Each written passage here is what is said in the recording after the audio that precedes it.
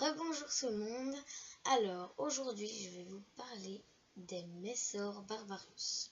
Alors c'est une espèce énorme qui vit en dessous du bassin méditerranéen. Donc c'est vraiment au sud de la France. Et alors la reine peut être entre 9 et 17 mm, donc c'est vraiment énorme.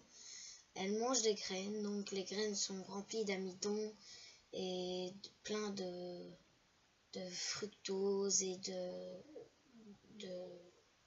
d'ingrédients qu'elles ont besoin pour s'alimenter. Donc c'est pas une race polygine, donc c'est une race où il y a une seule gyne.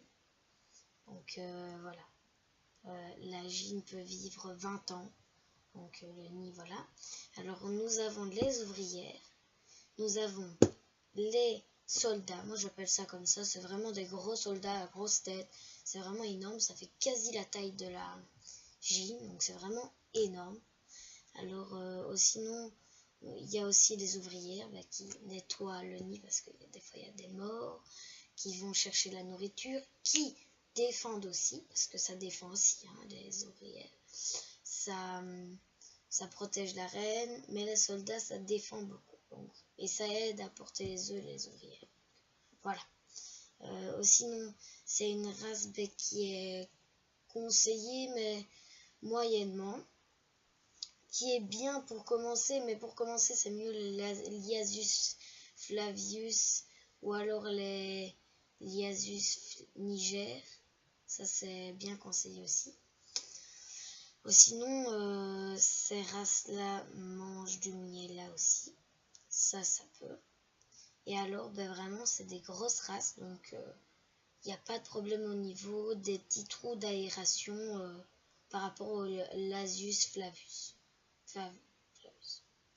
Donc voilà, parce que les Iassus flavius, elles peuvent vraiment s'échapper à tout moment, donc il faut vraiment faire attention. C'est pour ça qu'avec les Messor barbarus, on peut acheter de l'huile minérale sur fourmihomme.fr, comme je vous avais déjà dit, mais c'est mieux un capuchon parce que voilà. Donc voilà.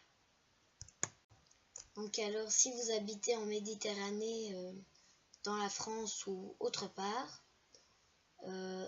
vraiment dans les essaimages, donc quand elles se reproduisent dans l'air, comme je vous avais expliqué dans la première vidéo, vraiment vous pouvez en trouver très facilement parce que c'est des fourmis qui se reproduisent beaucoup. Mais si vous en trouvez une, surtout n'hésitez pas à la prendre parce que c'est vraiment les Messor barbarus. C'est une race très intéressante qui a plusieurs sortes de fourmis, donc les soldats, les ouvrières, tout ce que je vous avais expliqué, mais vraiment n'hésitez pas à la prendre si vous en trouvez.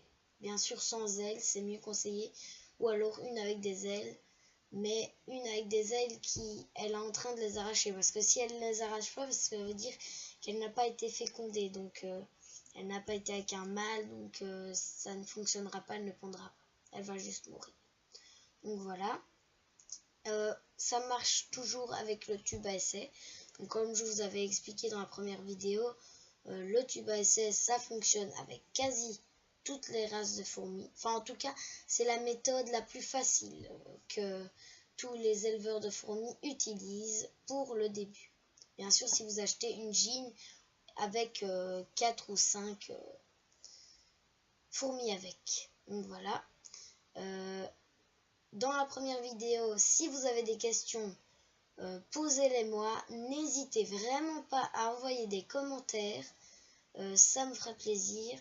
Et abonnez-vous parce que j'ai du paquet à vous envoyer dans toutes ces vidéos. C'est mes premières vidéos, donc voilà.